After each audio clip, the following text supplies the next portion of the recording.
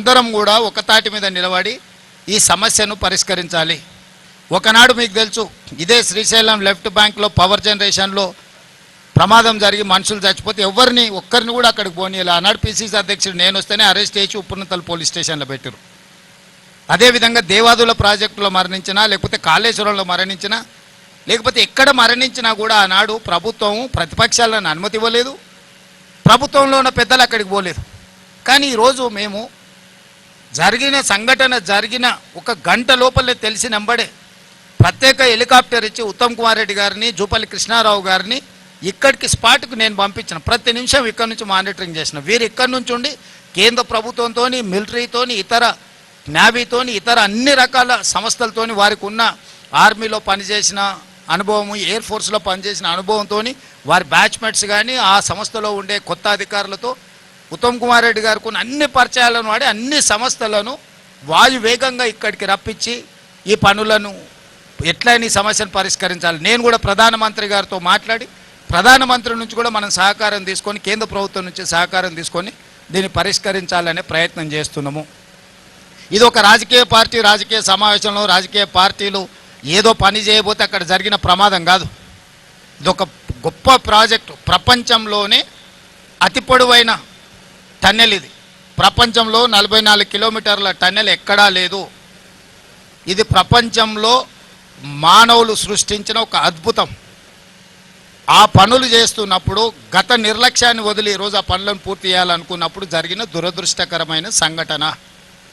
ఈరోజు మేము మనోధైర్యం కోల్పోలేదు. ఈరోజు ఇంకా పట్టుదలతోని ప్రాజెక్టును పూర్తి చేయాలని ప్రభుత్వం భావిస్తుంది. అదే సమయంలో ప్రమాదంలో చిక్కుకుపోయిన వాళ్ళు, ప్రమాదంలో కుటుంబ సభ్యులు, అందులో ఉన్న కుటుంబాలు ఏవైతే ఆందోళన చెందుతున్నాయో, ఈరోజు ఆ 8 మందికి సంబంధించిన కుటుంబాలను ఆదుకోవడానికి తెలంగాణ రాష్ట్ర ప్రభుత్వం సిద్ధంగా ఉన్నది. ఆ కుటుంబాలను ఆదుకోవడం మన బాధ్యత. ప్రభుత్వం మానవత్వాన్ని చూపిస్తున్నది ఇక్కడ. ఈ రకంగా ముందుకెళ్లే సమయంలో మాకు సహకరించాల్సిన వాళ్ళు ప్రాజెక్టు పరిశీలిస్తామంటే మేము పంపించినాం, ప్రాజెక్టును చూడమన్నాం, సూచనలు చేయమన్నాం. ఎవరు ప్రజాప్రతినిధులు ఎవరిని కూడా మేము ఎవరిని నియంత్రించలేదే, నిర్బంధించలేదే. గతంలో వాళ్ళు చేసినట్టు మేము ఏది చేయలేదే. ఇంత పారదర్శకంగా ప్రభుత్వం ఈ సమస్యని పరిష్కరించేటప్పుడు ఇంకా మమ్మల్ని తప్పు పట్టాలని మాట్లాడుతున్నారు. ఇది ఏమాత్రం సమంజసం కాదు. ఇప్పుడే మా చర్చలలో మనుషులు, మిషన్లతో పాటు ఈ సమస్యను పరిష్కరించడానికి అవసరమైతే రోబోలను కూడా వాడండి అని చెప్పి ఇప్పుడు అధికారులకు మేము సూచన చేయడం జరిగింది. ఎందుకంటే హ్యూమన్ లాస్ ఉండొద్దు. ఇంకా ఫర్దర్ ఈ ప్రమాదాన్ని పరిష్కరించే దాంట్లో ఎక్కువ లోపలికి మనుషులు వెళ్ళి పనిచేస్తున్నప్పుడు ఇంకేదైనా అనుకోని దుర్ఘటన జరిగితే ఎవరికి కూడా చిన్న దెబ్బ కూడా తగులొద్దు. ప్రాణాల సంగతి చాలా దూరం. చిన్న దెబ్బ కూడా ఈ అధికారులకు ఈ సమస్యను పరిష్కరించడం దాంట్లో పాల్గొంటున్న సిబ్బందికి ఎవ్వరికి కూడా చిన్న సమస్య కూడా రాకూడదు. ఏ సమస్య తెచ్చుకోకుండా ఉన్న సమస్యను పరిష్కరించాలనేది ప్రభుత్వం యొక్క ఆలోచన. అందుకే ఈరోజు అవసరమైతే రోబోలను కూడా లోపలికి పంపించి వీటికి సంబంధించిన పనులను చేయడానికి కూడా పరిశీలించమని ఇప్పుడు అధికారులకు ఆదేశాలు ఇచ్చినాం. ఉత్తమ్ కుమార్ రెడ్డి గారు కూడా వారి అనుభవాన్ని ఉపయోగించి ఈ రోబోలను కూడా అవసరమైతే తీసుకొచ్చి ఆ రకంగా కూడా ఈ సమస్యను అడ్రస్ చేయాలనే ప్రయత్నం చేస్తున్నాం.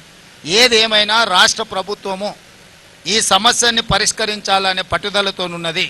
ఈ సమస్యలో నష్టపోయిన కుటుంబాలను ఆదుకోవాలనే చిత్తశుద్ధి ప్రభుత్వానికి ఉన్నది. దయచేసి మీరు అందరూ కూడా ఈ సమస్యని పరిష్కరించడానికి ఆదుకోవాల్సిందిగా నేను విజ్ఞప్తి చేస్తున్నా.